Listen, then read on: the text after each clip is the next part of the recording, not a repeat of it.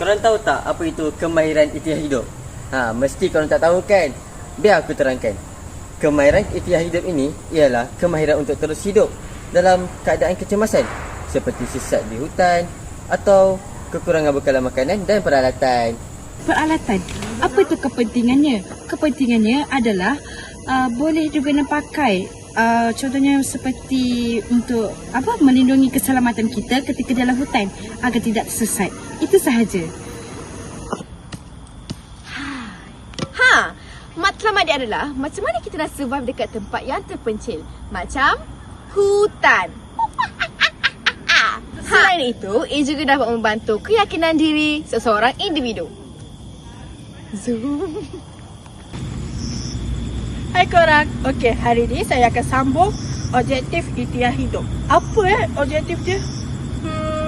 Okey, saya rasa objektif dia ialah kita kena mengenali peralatan kecemasan ketika kita untuk melakukan aktiviti survival di dalam hutan.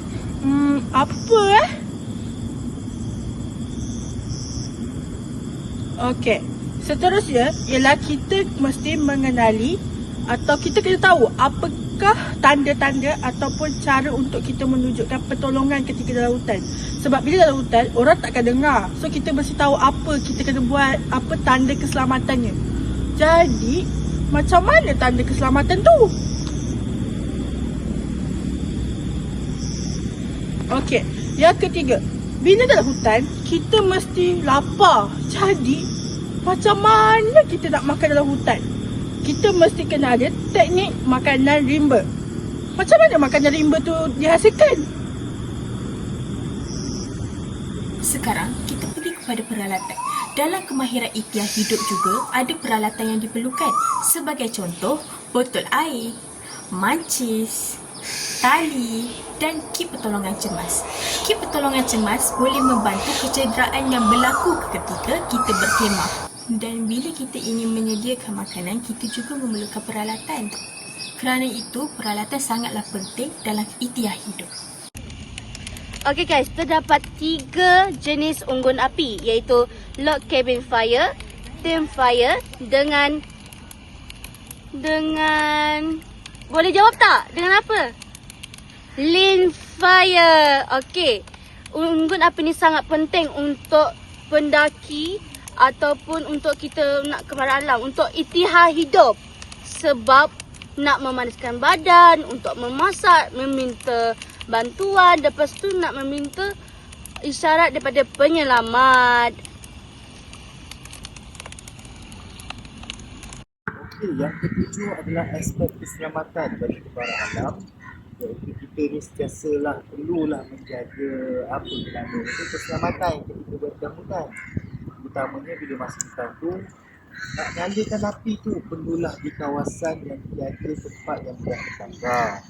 Lepas itu bila dah lepas buat api tu, padamkanlah dia dengan emas lepas digunakan. Dan seterusnya pastikan bergerak dalam bulan apabila berjalan di dalam hutan agar keselamatan semua terjamin. Seterusnya, aspek keselamatan. Aspek keselamatan perlulah diutamakan ketika melakukan aktiviti dalam hutan. Contohnya, tidak membuat api berdekatan dengan kawasan yang bahan mudah terbakar. Seterusnya, memastikan api dipadamkan dengan sepenuhnya selepas digunakan. Dan akhir sekali, Senantiasa berjalan dengan kumpulan pada setiap masa. Masak karimba. Masak karimba adalah di mana kita memasak menggunakan bahan-bahan atau alat daripada alam semula jadi. Okey korang, sebagai contoh adalah kita memasak menggunakan buluh. Buluh dijadikan penyepit, dijadikan sebagai sudu kalau kita dekat hutan. Okey, lepas tu kita akan memasak bahan-bahan daripada hutan juga, dari alam semula jadi. Sebagai contoh, kita menangkap ikan, lepas tu kita panggang. Kita tak beli dari kedai, okey? Kita gunakan semua daripada alam semula jadi. Jadi kesimpulannya, iktiar hidup sangatlah penting untuk kembara alam. Kenapa? Sebab dia dapat menjaga keselamatan kita apabila kita jadi kemalangan ke. So, iktiar hidup ni sangatlah penting untuk kecemasan di dalam hutan. You got it?